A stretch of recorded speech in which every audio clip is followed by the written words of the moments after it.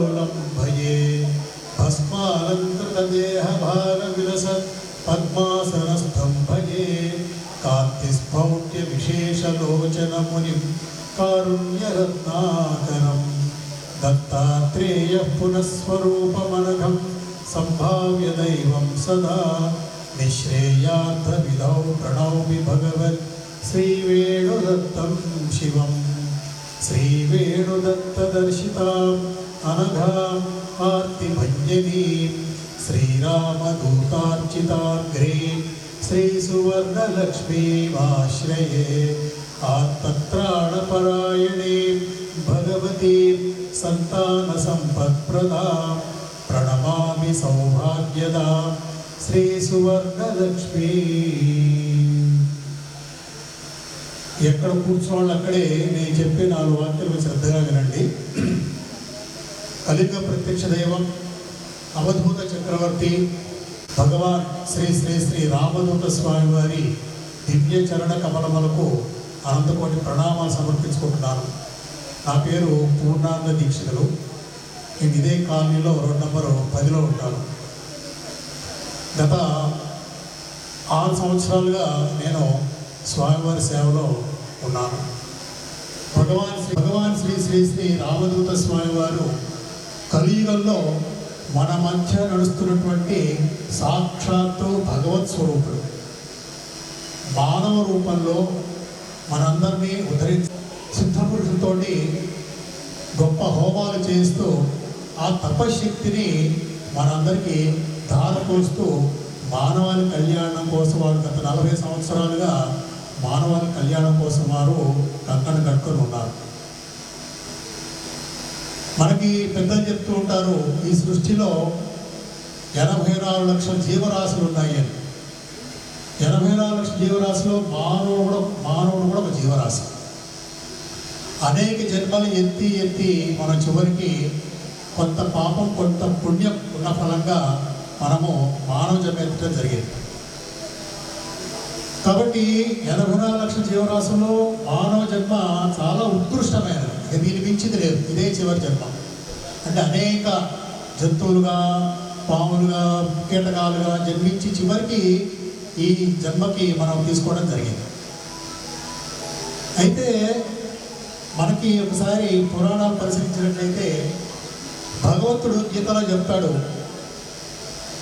యదా యదా హి ధర్మస్య గ్లానిర్భవతి భారత అభ్యుత్థానమధర్మస్య తదాత్మానం సృజామ్యహం పరిత్రాణాయ సాధూనాం వినాశాయ దుష్కృత ధర్మ సంస్థాపనార్థాయ సంభవామి యుగే యుగే.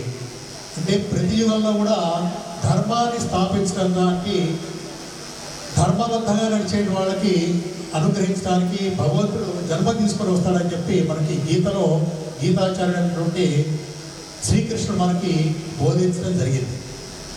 కృత, త్రేత, ద్వాపర యుగాల్లో భగవంతుడు మానవ జన్మ తీసుకొని భగవంతుడుగా అవతరించి అనేక సత్కార్యాలు చేశాడు మనం విన్నాం. కృతయుగంలో సాక్షాత్తు 4 అవతారాలు మనం చూసాము. వరాహావతారం, మీనావతారం, మత్స్యావతారం. ప్రతి అవతారానికి ఒక విశిష్టత ఉంటుంది. అక్కడ ఆ సందర్భాన్ని బట్టి, ఆ సమయంలో ఉన్నటువంటి పరిస్థితులు బట్టి భగవంతుడు ఆ రూపం తీసుకుని ఆ విధంగా అవతరించి అక్కడ సృష్టి ధర్మం, దానికి సంబంధించినటువంటి కార్యక్రమాలు చేస్తూ మన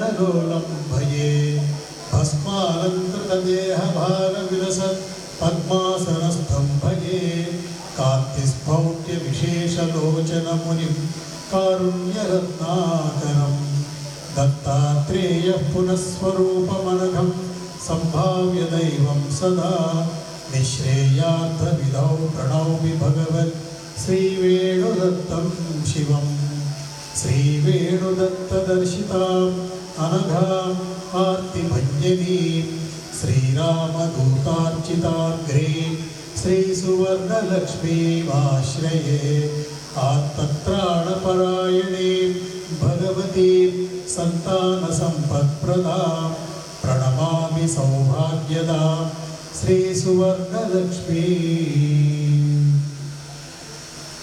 ఎక్కడ కూర్చోవాలి అక్కడే నేను చెప్పే 4 వాక్యాలు శ్రద్ధగా వినండి. కలింగ ప్రత్యక్ష దైవం అవధూత చక్రవర్తి భగవాన్ శ్రీ శ్రీ శ్రీ రామదూత స్వామి వారి దివ్య చరణ కమలములకు అనంతకోటి ప్రణామాలు సమర్పించుకుంటున్నాను. నా పేరు పూర్ణాంగ దీక్షితులు. నేను ఇదే కాలనీలో రోడ్ నెంబర్ 10లో ఉంటాను. గత 6 సంవత్సరాలుగా నేను స్వామివారి సేవలో ఉన్నాను. భగవాన్ శ్రీ శ్రీ శ్రీ రామదూత స్వామి వారు కలియుగంలో మన మధ్య నడుస్తున్నటువంటి సాక్షాత్తు భగవత్ స్వరూపుడు. మానవ రూపంలో మనందరినీ ఉద్ధరించడానికి, మన కర్మలు తీసివేయడానికి సిద్ధపురుషులతో గొప్ప హోమాలు చేస్తూ ఆ తపశక్తిని మనందరికీ ధారపోస్తూ మానవాళి కళ్యాణం కోసం వారు గత 40 సంవత్సరాలుగా మానవాళి కళ్యాణం కోసం వారు కంకణ కట్టుకొని ఉన్నారు. మనకి పెద్దలు చెప్తూ ఉంటారు, ఈ సృష్టిలో 84 లక్షల జీవరాశులు ఉన్నాయి అని. 84 లక్షల జీవరాశిలో మానవుడు కూడా ఒక జీవరాశి. అనేక జన్మలు ఎత్తి మన చివరికి కొంత పాపం కొంత పుణ్యం ఉన్న ఫలంగా మనము మానవ జన్మ ఎత్తడం జరిగింది. కాబట్టి 84 లక్షల జీవరాశుల్లో మానవ జన్మ చాలా ఉత్కృష్టమైనది. ఇక దీని మించింది లేదు. ఇదే చివరి జన్మ. అంటే అనేక జంతువులుగా, పాములుగా, కీటకాలుగా జన్మించి చివరికి ఈ జన్మకి మనం తీసుకోవడం జరిగింది. అయితే మనకి ఒకసారి పురాణాలు పరిశీలించినట్లయితే భగవంతుడు గీతలో చెప్తాడు, యదా యదా హి ధర్మస్య గ్లానిర్భవతి భారత అభ్యుత్థానమధర్మస్య తదాత్మానం సృజామ్యహం పరిత్రాణాయ సాధూనాం వినాశాయ దుష్కృత ధర్మ సంస్థాపనార్థాయ సంభవామి యుగే యుగే. అంటే ప్రతి యుగంలో కూడా ధర్మాన్ని స్థాపించడానికి, ధర్మబద్ధంగా నడిచే వాళ్ళకి అనుగ్రహించడానికి భగవంతుడు జన్మ తీసుకొని వస్తాడని చెప్పి మనకి గీతలో గీతాచార్యుడైనటువంటి శ్రీకృష్ణుడు మనకి బోధించడం జరిగింది. కృత, త్రేత, ద్వాపర యుగాల్లో భగవంతుడు మానవ జన్మ తీసుకొని భగవంతుడుగా అవతరించి అనేక సత్కార్యాలు చేసేది మనం విన్నాం. కృత యుగంలో సాక్షాత్తు 4-5 అవతారాలు మనం చూసాము. వరాహావతారం, మీనావతారం, మత్స్యావతారం. ప్రతి అవతారానికి ఒక విశిష్టత ఉంటుంది. అక్కడ ఆ సందర్భాన్ని బట్టి, ఆ సమయంలో ఉన్నటువంటి పరిస్థితులను బట్టి భగవంతుడు ఆ రూపం తీసుకుని ఆ విధంగా అవతరించి అక్కడ సృష్టి ధర్మం, దానికి సంబంధించినటువంటి కార్యక్రమాలు చేస్తూ అంటే సాక్షాత్ ఆది మహావిష్ణు స్వరూపుడైనటువంటి శ్రీరామచంద్రుడు మనిషిగా జన్మించి, సాధారణ మనిషిగా జన్మి ప్రజలకు ఎలాంటి కష్టాలు లేకుండా ధర్మప్రభుని రాముడు చూసుకున్నాడు. వనవాసం వచ్చిన తర్వాత, రాజ్యాభిషేకుడు అయిన తర్వాత రామరాజ్యం ఇట్లా ఉండాలి అని చెప్పి ఈరోజు కూడా మనం రామరాజ్యం గురించి మాట్లాడుకుంటూ ఉంటాం. అంటే ఎవరికి ఎలాంటి బాధలు లేకుండా నృసింహ సరస్వతి, అక్కకొక మహారాజ్, కాశీరెడ్డి నాయక్ ప్రస్తుతము దత్తస్వరూపులుగా నడయాడుతున్న వారు భగవాన్ శ్రీ శ్రీ శ్రీ రామదూతడానికి వివిధ పద్ధతులు వాళ్ళు అవలంబిస్తారు. ఉదాహరణకి షిరిడి సాయిబాబా అని తెలుసు, భిక్షాటం చేస్తూ మన కర్మలు తీసేస్తూ ఆ విధంగా షిరిడి సాయిబాబా చాలామందికి తెలుసు. ప్రతి అవధూత ఒక ప్రత్యేకమైన లక్షణంతో మన కర్మలు తీసేసే ప్రయత్నము వాళ్ళు చేయడం జరిగింది. అదేవిధంగా భగవాన్ శ్రీ శ్రీ శ్రీ రామదూత స్వామి వారు కూడా గత 40 సంవత్సరాలుగా కలియుగంలో మన మధ్య భగవంతుడుగా మన మధ్య నడయాడుతూ అనేక కర్మల్ని పోగొడుతూ అనేక మందికి సరైన వాళ్ళ జీవితాల్లో సుఖ సంతోషాల్ని వారు కలిగే విధంగా వారు మన అక్కడికి అనుగ్రహిస్తున్నారు. మరి ఎలా చెప్తారని ఆయన భగవంతుడు అని చెప్పి మనకు అనుమానం వస్తుంది. మానవుడు భగవంతుడు ఏంటి అని ఇందాక చెప్పుకున్నట్టుగా శ్రీకృష్ణుడు మానవుడుగానే జన్మించాడు, శ్రీరాముడు కూడా మానవుడుగానే జన్మించాడు. దత్తం పరమహంసుడు అనేక మంది అవధూతులందరూ కూడా మానవ జన్మ అనేక అద్భుతాలు చేసి మనకేంటి గురువు అవసరం, మనకేంటి సాక్షాత్తు భగవంతుడే గురువుగా అవధూత రూపంలో భగవాన్ రామదూత స్వామి వారి రూపంలో మన ముందు ఈరోజు మనకి దర్శనం ఇవ్వబోతున్నారు. మానవుడు మనకి తెలిసి ఏదైనా సాధిస్తాడు, కానీ అనేక కష్టాలు ఎందుకు పడుతున్నాడు? మరి 84 లక్షల జీవరాశిలో మనిషి చాలా తెలివైన వాడు. అలాంటి తెలియని మనిషి చంద్రమండలానికి వెళ్తున్నాడు. చంద్రయాన్ ఈ మధ్య మనం చూసాం. అనేక విధాలుగా ప్రతి మనిషిలో ఏదో ఒక కష్టం, ప్రతి కుటుంబంలో ఏదో ఒక కష్టం మనల్ని వెంటాడుతూనే మన జీవితాల్లో ఉన్నటువంటి సమస్యలు ఇవన్నీ కూడా. భార్యాభర్త వివాహం అవుతుంది, సరైన సంతానం కలదు, సంవత్సరం అయితే 2 సంవత్సరాలు అవుతాయి, అనేక పూజలు చేసుకుంటారు, వ్రతాలు చేసుకుంటారు, కానీ దేనికి లోటు లేదు, కానీ సంతానం కలగట్లేదు.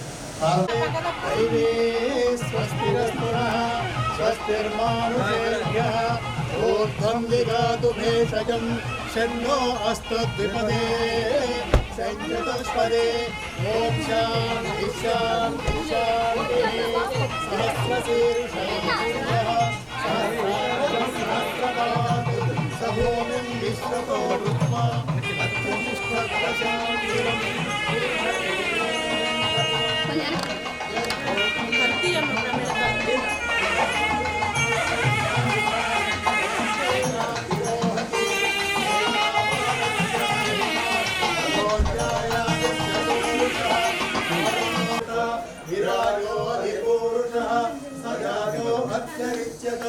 పశ్చాత్ భూమి మఘో పురః పురుషేణ హవిషా దేవాయజ్ఞమతన్వత వసంతో అస్యాసీరాజ్యం